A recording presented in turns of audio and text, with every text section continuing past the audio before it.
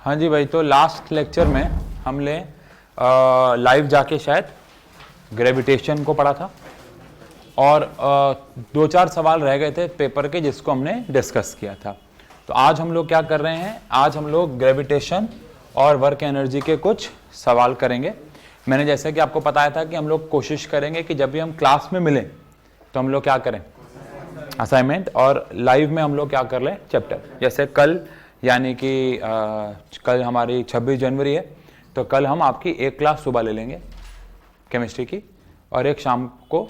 सुबह वाली क्लास में क्वेश्चंस कर लेंगे, शाम को लाइव जाके ऑर्गेनिक रिवाइज कर लेंगे। फिर एक चैप्टर रह जाएगा हमारा विच इज हाइड्रोकार्बन, फिर असाइनमेंट्स मॉक टेस्ट पे आ जाएंगे। चलिए ठीक है, गुड इवनिंग भाई। तो आज हम लोग कुछ सवाल बनाएंगे ग्रेविटेशन और किसके, वर्क एनर्जी के। ग्रेविटेशन और वर्क एनर्जी के, हाँ जी। तो सबसे पहला सवाल आ रहा है, a man of 60 kg weight is standing at rest on a platform. एक इंसान है जिसका वजन कितना दे रखा है आपको, 60 kg है, और वो एक प्लेटफॉर्म पे रेस्ट पे है। He jumps up vertically a distance of 1 metre. वो 1 मीटर डिस्टेंस ऐसे ऊपर वर्टिकली छलांग मारता है। And the platform at the same time instant moves horizontally forward with the result that man lands 1 meter behind the point on the platform where he took the jump. The total work done by the man at the instant he lands is. Question का हिंदी अनुवाद, ये हमारे पास एक platform है। इस platform पे एक लड़का जो है वो खड़ा हुआ है, ये छलांग मारता है ऊपर की तरफ, लेकिन जब ये छलांग मारता है तो ये प्लेटफॉर्म आगे खिसक जाता है और इसकी वजह से जब ये वापस नीचे आता है तो ऑब्वियस सी बात है इनके बीच में एक डिस्टेंस आ जाता है। समझ गए? क्योंकि जैसे इट इज लाइक मैंने छलांग मारी तो किसी ने प्लेटफॉर्म खींच लिया, अब प्लेटफॉर्म तो वहां है, मैं यहां गिरा, मतलब प्लेटफॉर्म से 1 मीटर पीछे गिरा। तो बताओ मैंने वर्क डन कितना किया, बताओ। तो आंसर है, जब मैं ऊपर गया हूंगा तो मैंने वर्क डन किया होगा mgh, जब मैं नीचे आया हूंगा तो वर्क डन हो जाएगा -mgh। तो क्या मेरा जो टोटल डिस्प्लेसमेंट है वो 0 है। अगर टोटल डिस्प्लेसमेंट मेरा 0 है, अगर डिस्प्लेसमेंट, यहां पे मैं डिस्प्लेसमेंट के मतलब से मैं कह रहा हूं हाइट, क्या कह रहा हूं, मेरी जो हाइट है वो कितनी है, 0 है। तो मेरी जो पोटेंशियल एनर्जी है, जो कि इस केस में मेरा वर्क ही होगा, वो मेरे पास कितनी हो जाएगी, 0। तो आंसर है डी। समझे? मतलब बहुत सारी तिगड़मबाजी लिख रखी है but answer at the end 0 ही है। ठीक है, डन है, ओके।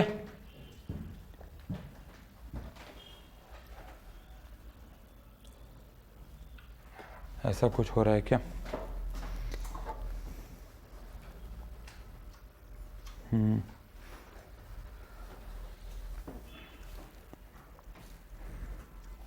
बोलता हूं बेटा, बोलता हूं, रुको 1 सेकेंड।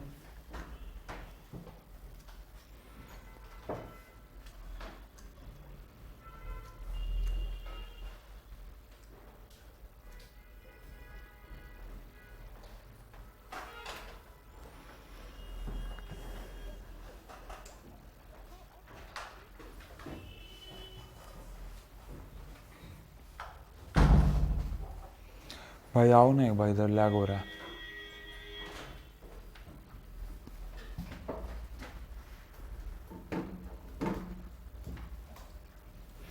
चलो हम लोग करते हैं इनको, बाद में रिकॉर्डेड वाला हिस्सा मिल जाएगा, मैं लेट हो जाएंगे हम। ठीक है, मैंने बोल दिया उसको आ रहा है वो। तो जब हम ऊपर छलांग मारेंगे तो क्या वापस नीचे गिरेगा और डिस्प्लेसमेंट कितना होगा, 0। तो डिस्प्लेसमेंट 0 होगा तो हमारा जो वर्क डन है वो भी क्या हो जाएगा, 0। अगला सवाल है, और ये सवाल बहुत प्यारा है, ऐसे सवाल हम लोगों ने क्लास में नहीं बनाए थे तो इसलिए बड़ा इंपॉर्टेंट सवाल हो जाता है, क्योंकि हमारी एनसीईआरटी में ऐसा कोई सवाल है ही नहीं। A uniform chain of length कितना, 2 metre is kept on a table such that a length of 60 centimeter hangs freely from the edge of the table. The total mass of the chain is 4 kg. What is the work done in pulling the entire chain on the table? Question का हिंदी अनुवाद, ये हमारे पास एक table है और इस table में यहां पे एक चेन है ये चेन आधी ऊपर है और आधी नीचे लटकी हुई है, कुछ ऐसे। आपको इस पूरी चेन को ऊपर खींचना है, तो बताओ कितना वर्क करना पड़ेगा। अब पूरी चेन की जो लंबाई है वो 2 मीटर है। अब 60 सेंटीमीटर नीचे लटका हुआ है, अभी पूरी 2 मीटर की है, तो ये 0.6 मीटर जो है वो नीचे लटका हुआ है, तो ऊपर यानी कि 1.4 मीटर हो गया। समझ गया आप इतना तो, ठीक है। What is the work done? अब आपको बताना है कितना वर्क करना होगा। अगर पूरी चेन का मास कितना है, 4 किलो है, और ये जो चेन है ध्यान रखना है कि ये यूनिफॉर्म मास की है। किसकी है? ऑनलाइन वाले बच्चों मैं अभी पढ़ा रहा हूं, ये आप थोड़ा सा आगे वाला हिस्सा रिकॉर्डेड देख लेना, वरना हम लेट हो जाएंगे। तो अभी इसको हम ठीक करवा रहे हैं, ठीक है। अब यहां पे सवाल को आप ध्यान से सुनो। अगर मुझे इस चेन को वापस से ऊपर खींचना है, कितना वर्क करना होगा? क्या वो वर्क डन mgh के बराबर होगा? तो मुझे इस वाली चेन के लिए क्या निकालना होगा? mgh। क्या निकालना होगा? लेकिन ध्यान सुनो, पहले तो मुझे निकालना होगा mass of chain of the table. Table के जो बाहर चेन है उसका मास कितना होगा। टोटल चेन का मास कितना है? 4 किलो। पूरी चेन की लंबाई कितनी है? 2 मीटर। तो क्या ये हो गया 1 मीटर में कितना मास है? बोलो। अब इनटू में कितनी लेंथ बाहर लटकी हुई है? आंसर है 0.6। यूनिटरी मेथड, समझ गए? ये है मास 1 मीटर पे, मुझे कितने मीटर का मास चाहिए? 0.6 का। इसको इससे डिवाइड किया तो कितना आ गया? 2 इंटू में 0.6 विच इज 1.2 kg। यानी ये जो चेन है इसका मास हमारे पास कितना हो गया? 1.2 kg। अब ये जो चेन ऊपर खींचूंगा तो मैं लेंथ क्या लूं, हाइट क्या लूं? अगर मैं आपसे पूछ रहा हूं कि वर्क डन मुझे निकालना है, प्लानिंग सुनो, अगर मुझे निकालना है वर्क डन, क्या निकालना है? तो मैं वर्क डन के लिए क्या लगाऊंगा? mgh। मास तो मुझे मिल गया कितना? 1.2। जी मुझे कितना लेना है? नहीं बोला तो फिलहाल क्या ले लेते हैं? 10। अब सवाल ये उठता है कि मैं हाइट क्या लूंगा। अब अगर आप कहोगे 0.6 तो आप गलत कह रहे हो, क्योंकि 0.6 तो पूरी वायर की लंबाई है। तो मुझे यहां पे एक कंसेप्ट याद करना होगा, वो है सेंटर ऑफ मास का। किसका? क्या अब ये चेन एक पॉइंट मास है? नहीं। अगर इस चेन से एक बॉल टंगी होती और मैं उसे खींच रहा होता तो इसकी लंबाई को मैं वहां पे पुट कर देता। रिकॉर्डिंग मत ऑफ करना।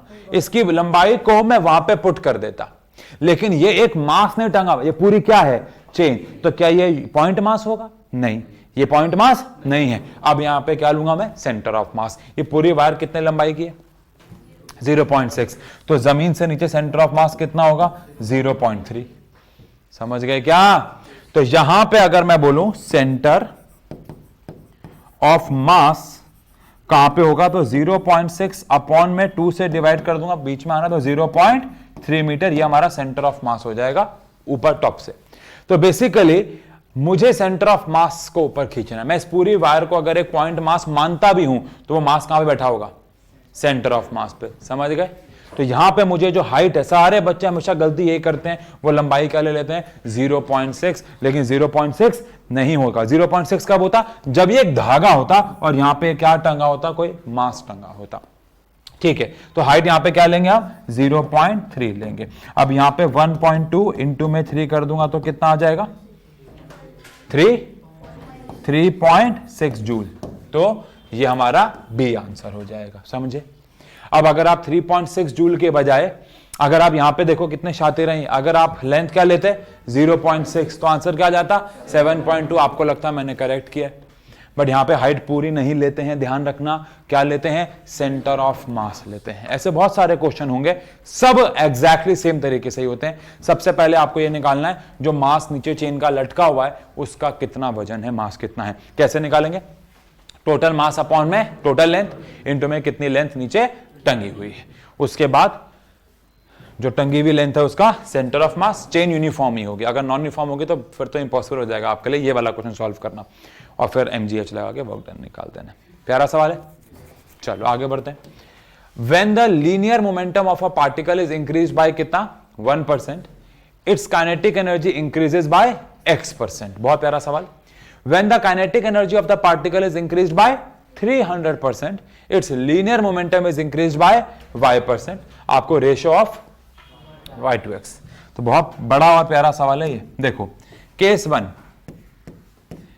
1 में क्या हुआ कि हमने जो उसका मोमेंटम है 1% बढ़ा दिया, तो जो उसका नया वाला मोमेंटम होगा क्या वो उसके पुराने वाले मोमेंटम से 1% ज्यादा होगा?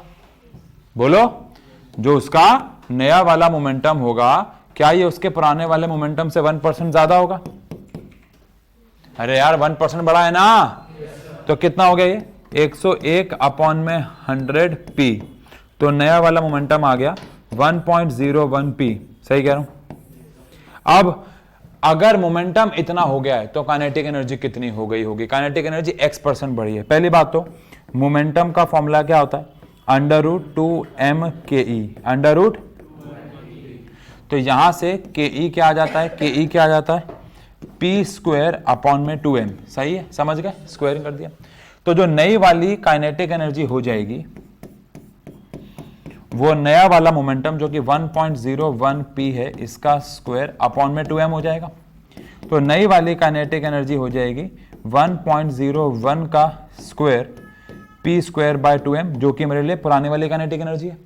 तो मेरी जो नई वाली काइनेटिक एनर्जी है वो कितना हो गई? 1.01 का स्क्वायर इंटू में पुरानी वाली काइनेटिक एनर्जी। समझ गए? अब काइनेटिक एनर्जी कितना बढ़ी, तो percentage increase in kinetic energy. Kinetic energy का कितना परसेंटेज बढ़ा भाई? तो आंसर है, कैसे निकालते हैं? 1.01 का स्क्वायर यानी फाइनल माइनस क्या? इनिशियल अपॉन में इनिशियल इंटू में क्या? 100। ऐसे तो निकालते हैं। तो काइनेटिक एनर्जी क्या हो गया? कैंसिल। 1.01 का स्क्वायर करो, 1.01 का स्क्वायर करो, तो यहां से अगर मैं 1.01 इंटू में 1.01 करता हूं तो 1.02 आ गया, और इसमें से माइनस करता हूं तो ये आ गया मेरे पास 2.01%। कितना आ गया? ओवरऑल कितना आ गया भाई? ये 2.01% आ गया। ये मेरे पास क्या आया? काइनेटिक एनर्जी आई। क्या आई? ये मैंने 1 में से माइनस करके पूरा सॉल्व कर दिया एट द एंड। अब ये इसका मतलब है मेरे पास किसकी वैल्यू है? x की वैल्यू है। किसकी वैल्यू है? ये मेरे पास इसका मतलब है x की वैल्यू आ गई। अब यही सेम काम मुझे किसके लिए करना है? y के लिए। अब उसके लिए मैं क्या करूंगा भाई? यहां पे ऐसा करते हैं, इसको थोड़ा छोटा कर देते हैं फिर। अब यहां पे अगर मैं सेम काम करूं केस 2 के लिए, तो केस 2 में मुझे बोल रखा है कि when the kinetic energy of the particle is increase by कितना? 300%। अगर काइनेटिक एनर्जी को हमने 300% बढ़ाया है तो नई वाली काइनेटिक एनर्जी क्या पुरानी वाली काइनेटिक एनर्जी से 300% ज्यादा होगी? इसका मतलब है नई वाली काइनेटिक एनर्जी हो जाएगी कितना? 400 अपॉन 100 इंटू में क्या? Kinetic energy. इसका मतलब है नई वाली काइनेटिक एनर्जी 4 गुना हो जाएगी किसके? पुरानी वाली काइनेटिक एनर्जी के। अब अगर काइनेटिक एनर्जी 4 गुना हो गई है तो क्या मोमेंटम डबल हो जाएगा? बोलो यार, अगर काइनेटिक एनर्जी 4 गुना है तो अगर रूट के अंदर 4 जाएगा तो 2 बाहर आ जाएगा, तो नया वाला जो मोमेंटम है वो पुराने वाले से क्या हो जाएगा? डबल। अब मोमेंटम कितना परसेंट चेंज हुआ ये हमें निकालना है। परसेंटेज चेंज इन मोमेंटम, तो पुराना वाला नया वाला माइनस पुराने वाला अपॉन पुराना वाला इंटू में क्या? 100। पी से पी कैंसिल 2, तो 100% आ गया। कितना आ गया? हो गया आंसर।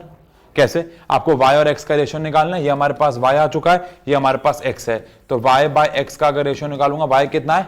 100 और x कितना है? 2.01, which is approximately equal to 50%। तो आंसर आ गया मेरे पास डी।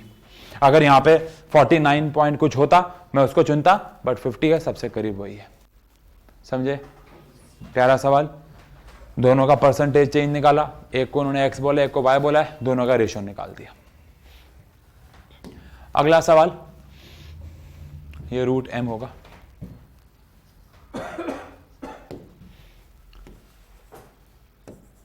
हाँ, the kinetic energy acquired by a mass m in traveling distance d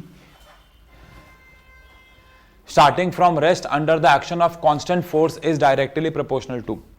याद करो, ऐसे क्वेश्चन हम लोगों ने वर्क एनर्जी में एनसीईआरटी के 2 एमसीक्यूज किए थे, जहां पे हमें बताना था कि वो किस पर डिपेंड करता है, और उसमें एक शर्त थी।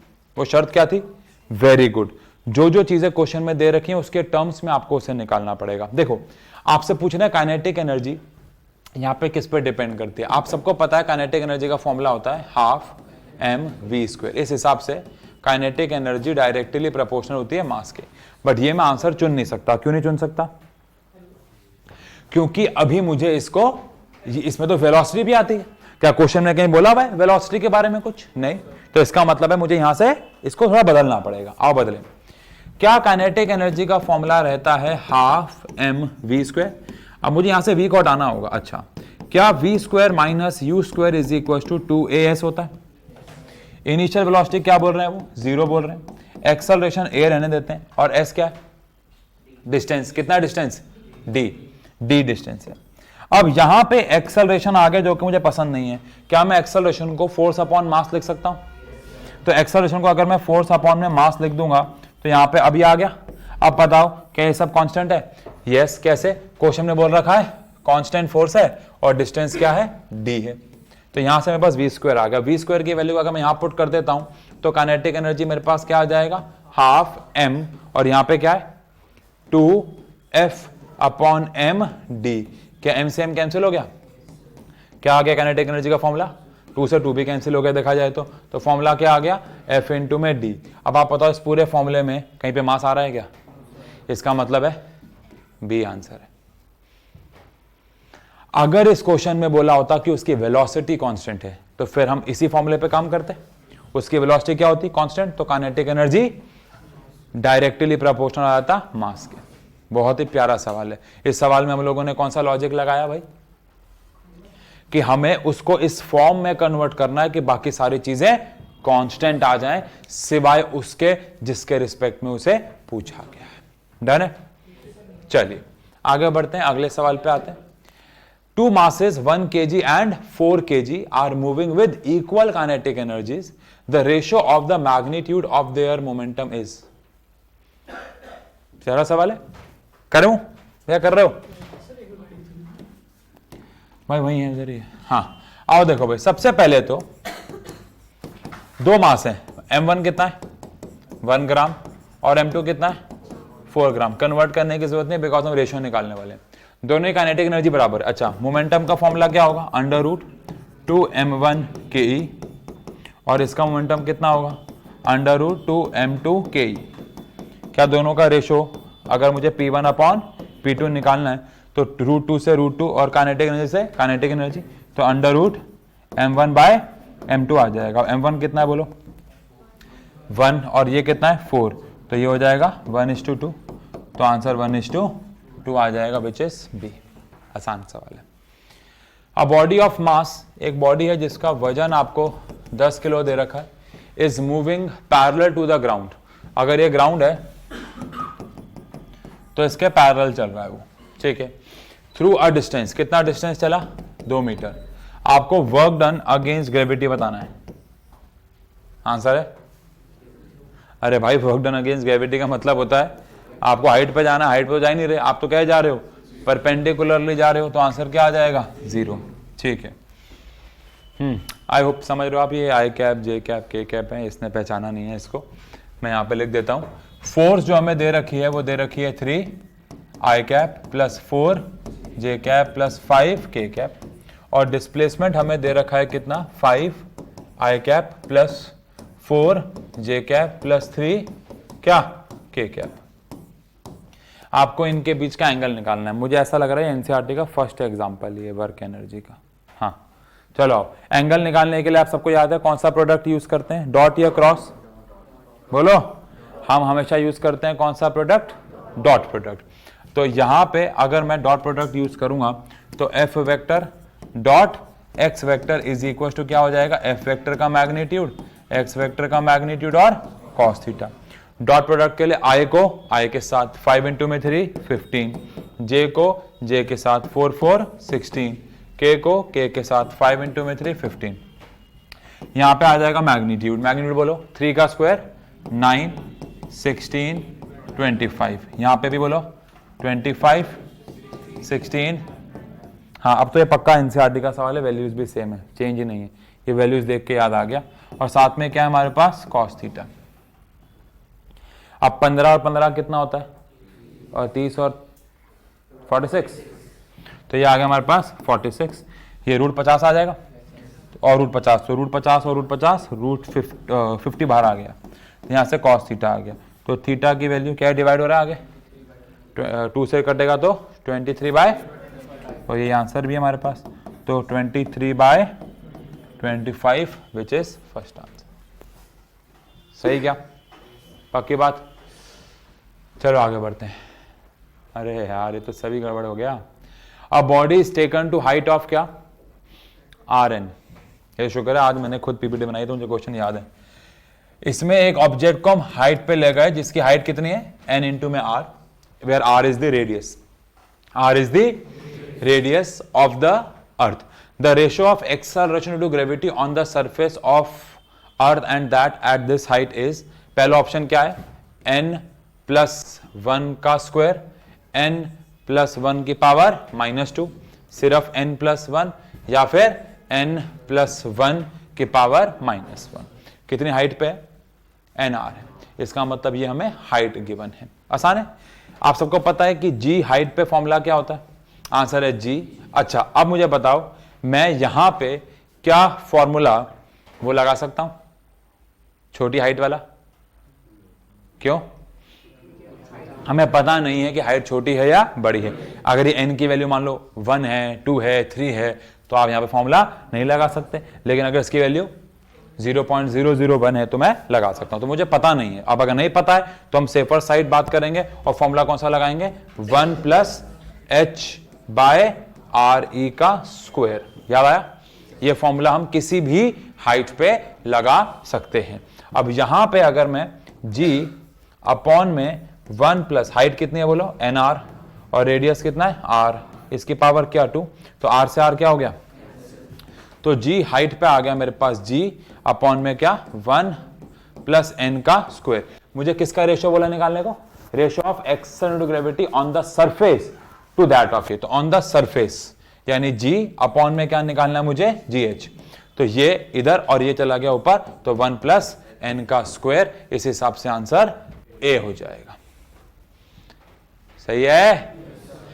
अगर यहां मेंशन होता कि n की वैल्यू 0.001 है या बहुत ज्यादा छोटी है 1 से, तो फिर क्या प्रूफ हो जाता कि जो हाइट है वो बहुत छोटी है, और अगर हाइट छोटी है तो फॉर्मूला कौन सा लगा सकते हैं, सीधा 1 - 2h/re वाला। ठीक है खुशी बेटा, पक्का? चलो आगे बढ़ते हैं, करो भाई सब करो, ये सवाल ओरली हो जाएगा, ओरली हो जाएगा।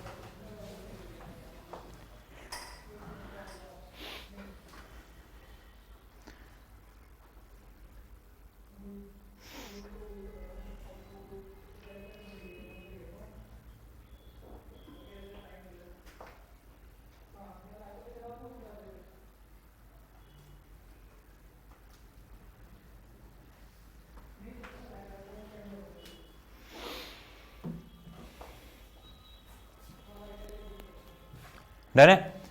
Which of the following statement is true? G is same at all the places on the surface of Earth. G has its maximum value at the equator. No, उसकी maximum value poles पे होती है. G is less at the Earth's surface than at the height above it. नहीं, बोलो गलत है. G is greater at the poles than at the equator. ये सही है? ठीक है, आगे बढ़ते हैं. अगला सवाल है, the distance between two bodies become कितना, 6 times more than the usual distance. The force becomes, बहुत आसान सवाल, फोर्स का formula G m1 m2 upon में डिस्टेंस का स्क्वायर। जो नया वाला डिस्टेंस है अगर ये सब्जेक्टिव फॉर्म में आता है तो वैसे तो आपको पता है 1/36 टाइम्स है, बट ठीक है अगर ऐसे करें तो m1 जो नया वाला डिस्टेंस है सॉरी, वो पुराने वाले से कितना कर दिया गया, 6 टाइम्स कर दिया गया। तो जो नई वाली फोर्स है वो G m1 m2 अपॉन में 6d का क्या हो जाएगा, स्क्वायर। अब अगर ये 6d का स्क्वायर हो जाएगा तो 6 का स्क्वायर 1/36 होता है, ये आ जाएगा G m1 m2 अपॉन में d स्क्वायर। इससे पहचानते हैं हम लोग कौन है ये, पुराने वाली फोर्स विच इज 1/36 टाइम्स। तो ये तो बहुत ही प्यारा सवाल हो गया, सही क्या?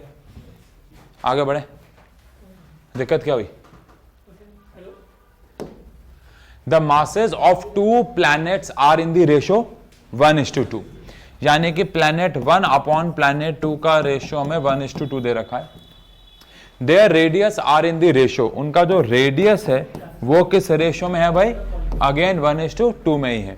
The acceleration due to gravity on the planets are, acceleration due to gravity का क्या रेशियो रहेगा, यानी कि आपको G1 अपॉन में G2 का रेशियो निकालना है। G1 क्या होगा बोलो, कैपिटल G m1 अपॉन में r1 का स्क्वायर, यहाँ पे कैपिटल G m2 अपॉन में r2 का स्क्वायर। क्या कैंसिल हो गया, G से G कैंसिल हो गया, m1 अपॉन m2 इंटू में क्या आ जाएगा, r2 का स्क्वायर अपॉन में r1 का स्क्वायर। तो m1 अपॉन में m2, क्या मैं इसको r2 बाय r1 का होल स्क्वायर लिख दूं। अब m1 अपॉन m2 का रेशियो कितना है, 1/2, सही है, और r1 बाय r2 का 1/2 है, तो r2 बाय r1 का 2/1, लेकिन हमें इसका क्या करना है, स्क्वायर। कैंसिल हो जाएगा, एक से एक तो क्या बच जाएगा, सिर्फ 2, तो आंसर कितना आ गया, 2:1, विच इज बी। ओके, चलो करो, जल्दी करो।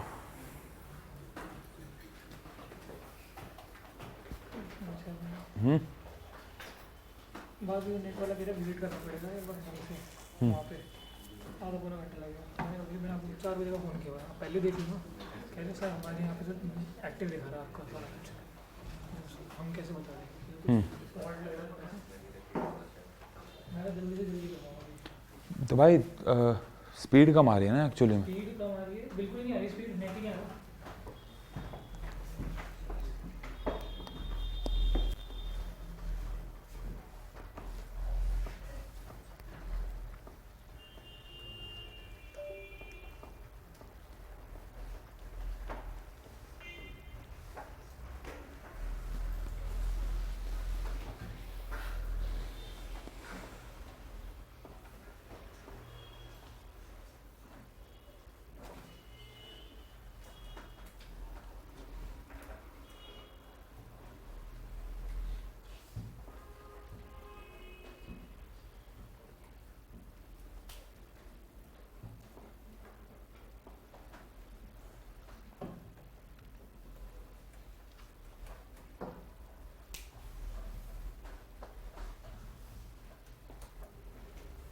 हो गया, क्या आंसर आया,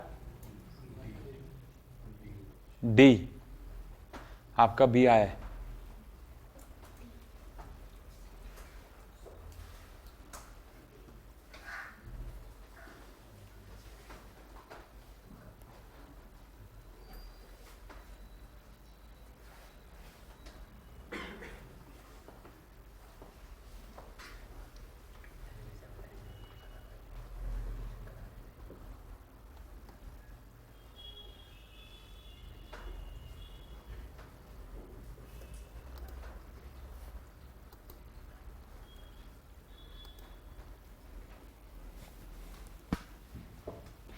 हाउ करते हैं भाई,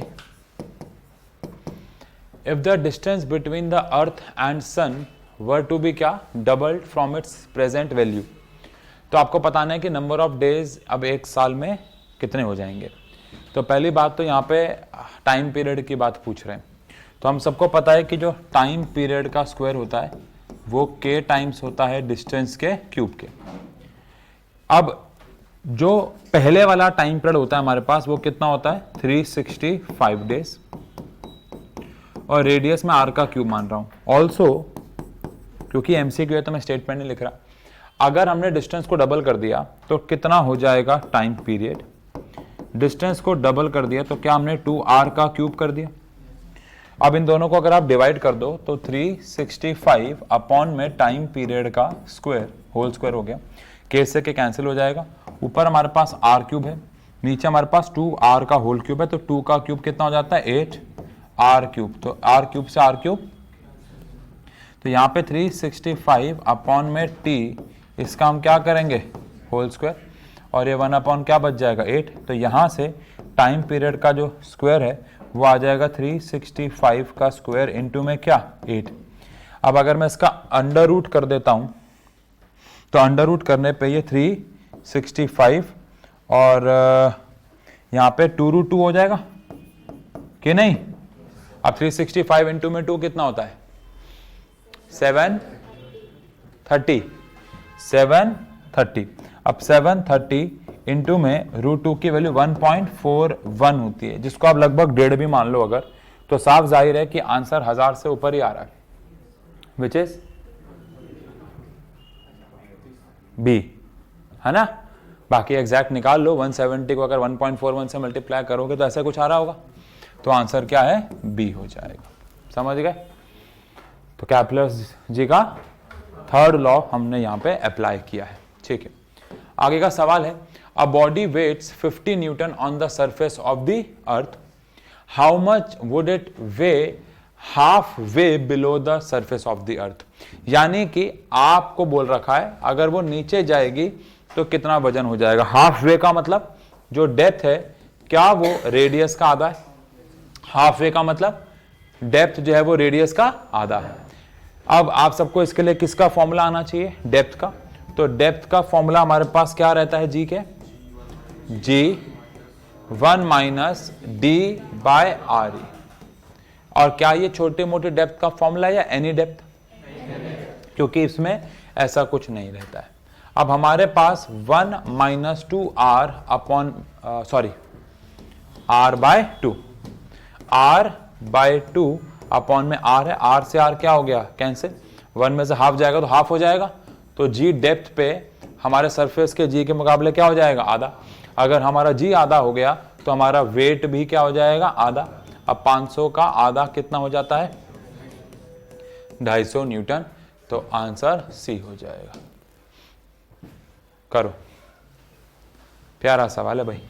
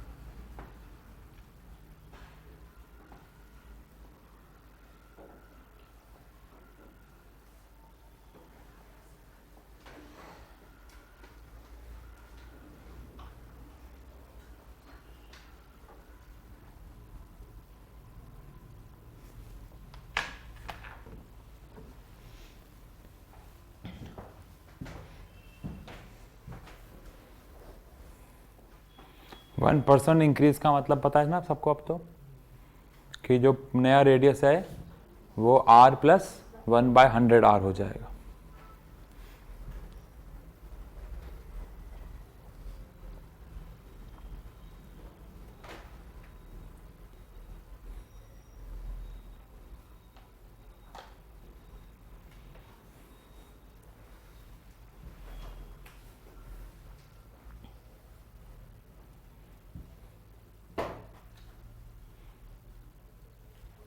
हो गया? क्या आंसर आया भाई? Decrease by 1%। मुझे लग रहा है गलत है बी। पर आपने तो सॉल्व नहीं किया, पहले कर रखा है। ठीक है, आगे चेक कर लो एक बार। 1% तो नहीं लग रहा है यार, क्योंकि स्क्वायर है, इतना तो है ही।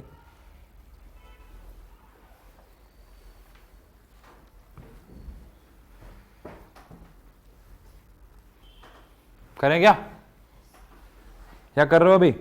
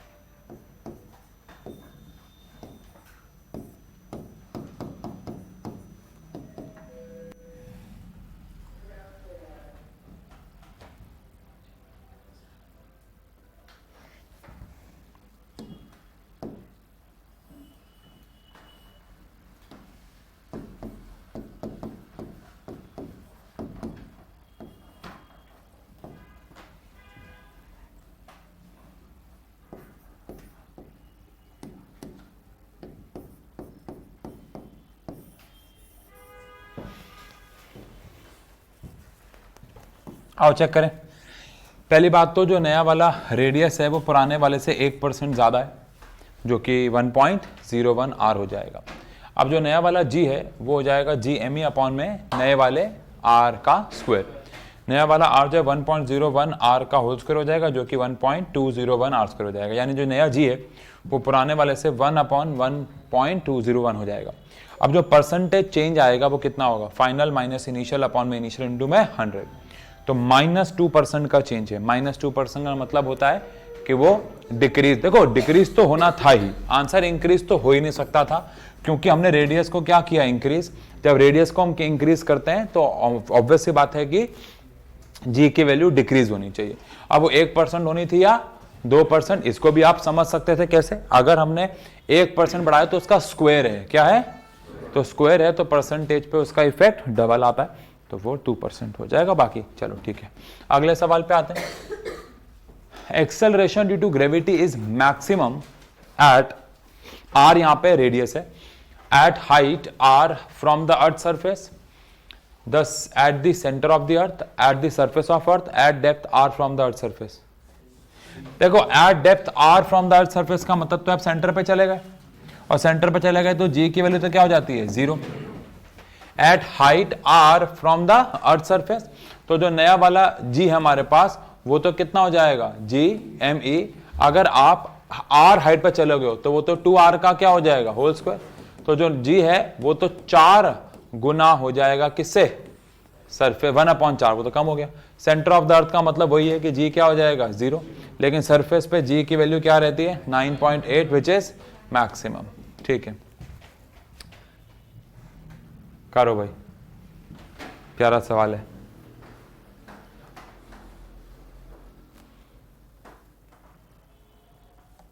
हाँ, क्या खेल हो रहा है ये, उसमें चल नहीं रहा, तो अभी क्या कर रहे हो, फोन को से चलाएंगे। क्यों चला रहे हो जब वो कह रहा आ रहा हूँ तो मैं, सर नहीं आया फिर क्लासेस देख भी नहीं पाएगी। हाँ तो कोई नहीं, रिकॉर्ड हो जाएगी, ले लेगा, इससे क्यों चला रहे हो, मत चलाओ। नहीं नहीं नहीं, वो रिकॉर्ड कर लेंगे, अब क्या करें, नोटिफिकेशन डाल दो, 10th वाले में भी डाल दो, 11th वाले में भी, कि आज रात को रिकॉर्ड अपलोड हो जाएगा। 10th वाले का तो कर ही दो, 10th वाले पे डाल दिया दोस्तों, रिकॉर्डेड नहीं कर रहा, वो डाल दिया नोटिफिकेशन। हाँ, इससे बढ़िया वो कर लो ना, रिकॉर्डेड डाल दो, ये सब छोड़ो।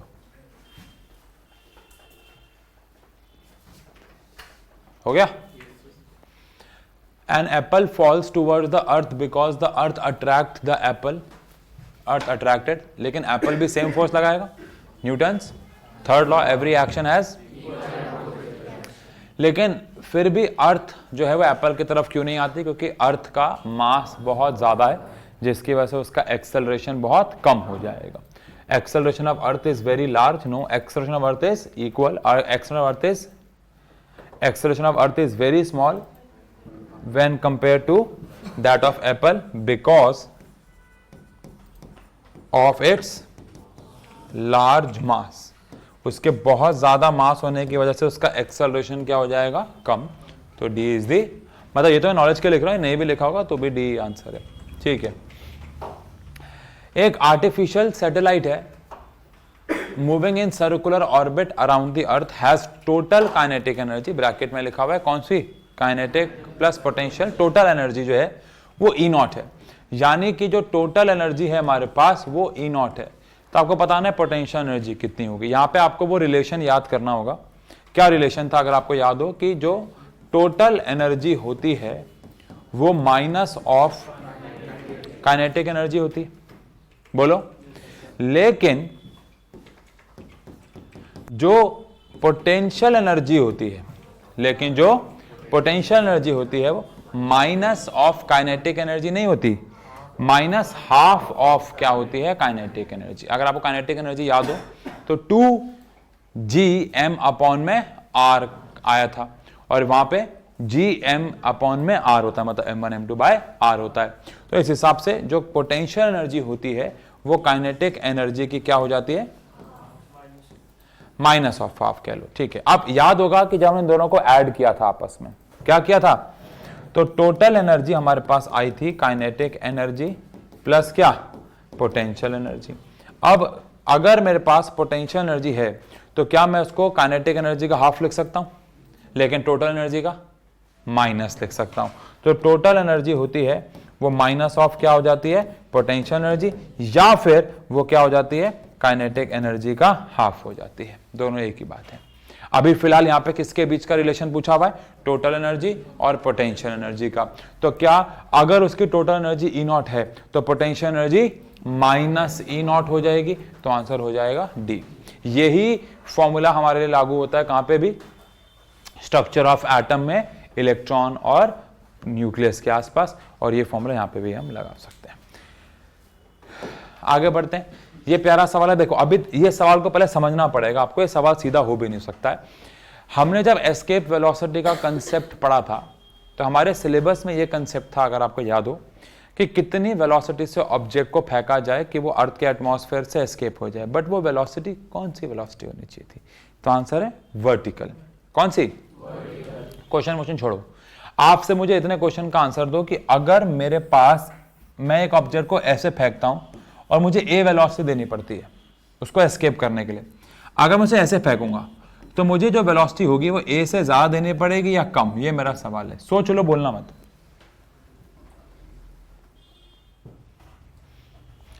We are assuming that earth rotate नहीं कर रही है, ठीक है ना? ओके, चलो ऑप्शन है हमारे पास ए से कम, ए से ज्यादा या ए के बराबर। बताइए, ए से कम कौन कह रहा है? आप कह रहे हो। ए से ज्यादा, ए के बराबर, ठीक है। अच्छा, क्या ऐसा कहना ठीक है कि अगर मुझे किसी चीज को एस्केप करवाना है, क्या करवाना है, तो मुझे अर्थ की ग्रेविटेशनल फोर्स से बाहर जाना है, बट ग्रेविटेशनल फोर्स से बाहर मैं जाऊंगा एक सर्टेन हाइट तक, जब तक मैं एक सर्टेन हाइट तक उड़ नहीं जाता तब तक मैं अर्थ के ग्रेविटेशनल फोर्स को एस्केप नहीं कर पाऊंगा।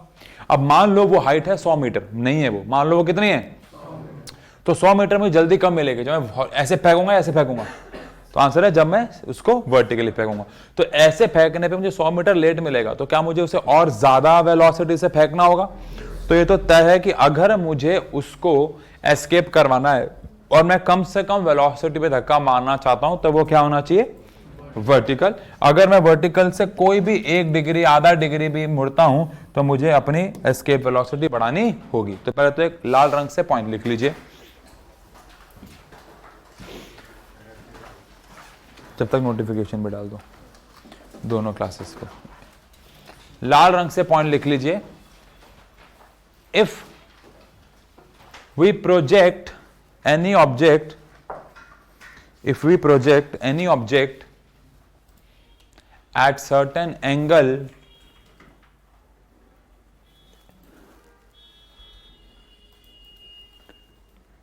from the earth's surface, then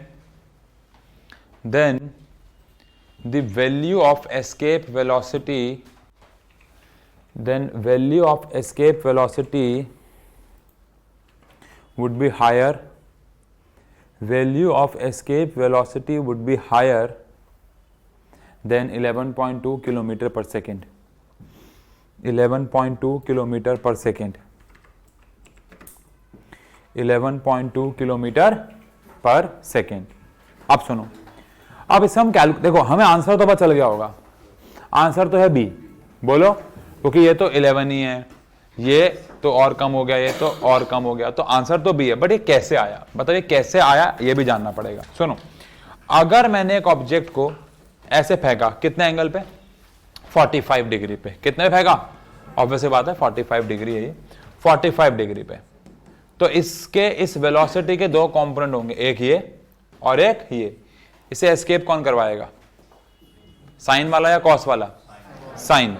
तो अगर ये है v साइन थीटा और ये है v, तो इस बार इसको एस्केप कौन करवाएगा, v साइन थीटा। बात समझ में आई? अब अगर इसे v साइन थीटा वाला एस्केप करवाएगा तो क्या सिर्फ अब 11.2 से काम चलेगा? नहीं। तो क्या ऐसा कहना ठीक है कि जो v साइन थीटा है ये बराबर होना चाहिए किसके, 11.2 किलोमीटर पर सेकेंड के। v साइन 45 बराबर होना चाहिए किसके, 11.2 के। तो साइन 45 की वैल्यू 1/√2। तो यहां से मेरे पास जो वेलोसिटी आ जाएगी वो 11.2 इंटू में √2 आ जाएगी, विच इज आंसर बी। समझ गए क्या?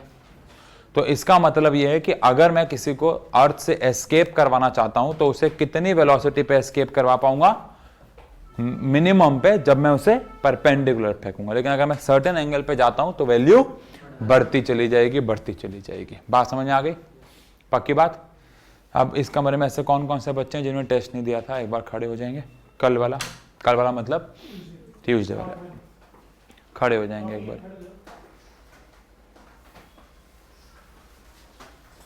अच्छा, धीरे धीरे याद आ रहा है आपको? आपको ये भी याद नहीं था कि आप टेस्ट नहीं देने आए थे? पैर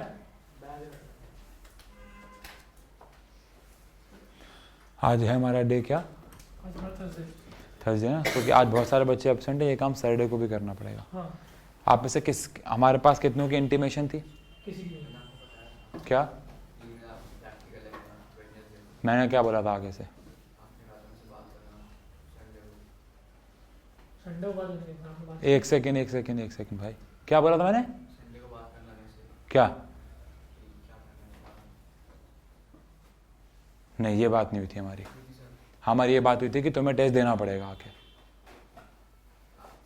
नहीं, मुझे याद आया तुम यहाँ पर खड़े होकर मुझसे पूछ रहे थे, तो मैंने तुम्हें कहा था कि तुम्हें टेस्ट देना पड़ेगा, चाहे तुम बिना पढ़े दे दो। तुमने कहा था कि सर मेरा पेपर है। मैंने कहा बेटा आप अभी क्यों नहीं पढ़ रहे हो? तो आपने कहा मैं एक दिन पहले पढ़ता हूँ। मुझे पूरी बात याद आ गई, बेटा बेवकूफ़ मत बनाओ। तुमसे मेरी बात हुई थी, तुमने मुझे बोला था कि सर मेरे को एक दिन पहले पढ़ना होता, मैं भूल जाता हूँ। तो मैं तुम्हें क्या बोला था कि तुम्हें टेस्ट देना पड़ेगा, चाहे तुम कितना मर्जी लिख के हो। तुम्हारे साथ कोई और बच्चा भी था, कौन था? ये बात नहीं थी उसकी मेरी, एग्जैक्ट ये बात हुई थी। अब तुम कह रहे हो मैं संडे को बात कर रहा हूँ, ये कब बात हुई तुम्हारी मेरी? क्या?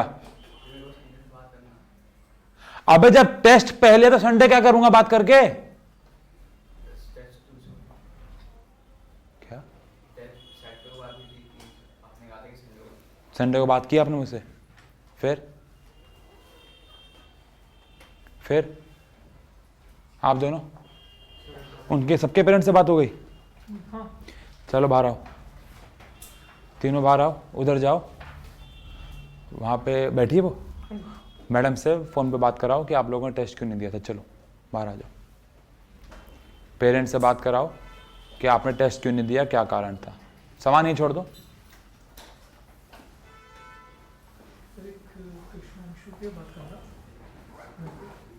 बात तो होगी पेरेंट्स से, पहले फ़ोन में उठाया तो मैंने बैठा लिया, बहुत हाइपर हो गया यहाँ पे, काफ़ी कौन? काफ़ी हाइपर हो गई। तो भाई मैंने कहा तो इस मामले में मेरे पास ले आया करो बच्चों को। हाँ मेरे पास ले आया करो। बात हो गई ना पेरेंट्स से? अरे आओ भाई, इसमें भी ढीलापन, जल्दी आओ। हाँ जी सर, हाँ जी सर।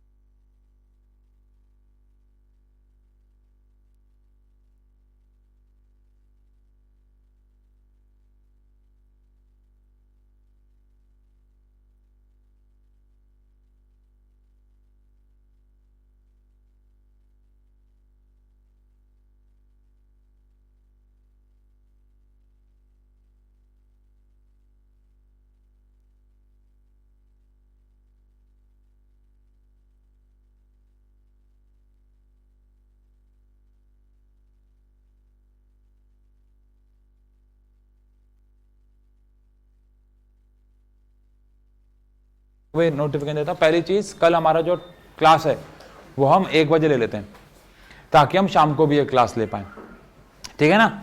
तो कल हम लोग क्लास ले रहे हैं कितने बजे? 1 बजे, जिसमें हम लोग क्या करेंगे याद है? 3 चीजें करनी है। पहला, पेपर बच गया था उसको सॉल्व करेंगे। दूसरा, असाइनमेंट। रेडॉक्स के 2 सवाल आपको होमवर्क दिए थे ऑनलाइन क्लास में, जो आया था उसको पता होगा। 2 सवाल दिए थे, वो दोनों सवाल करके आना, उसको मैच कर लेंगे और उसके बाद हम लोग चलेंगे आगे असाइनमेंट में। असाइनमेंट में हमारे पास पहले सवाल होंगे थर्मो के और उसके बाद टाइम बच गया तो रेडॉक्स के, नहीं तो फिर उसको मंडे को ले लेंगे। लेकिन जो शाम वाली क्लास होगी, शाम वाली क्लास में हम लोग चैप्टर रिवाइज करना शुरू करेंगे। कौन सा? ऑर्गेनिक। ठीक है, ठीक है, जाओ। कल सुबह वाली 1 बजे वाली क्लास ऑफलाइन है, रात वाली क्लास ऑनलाइन है।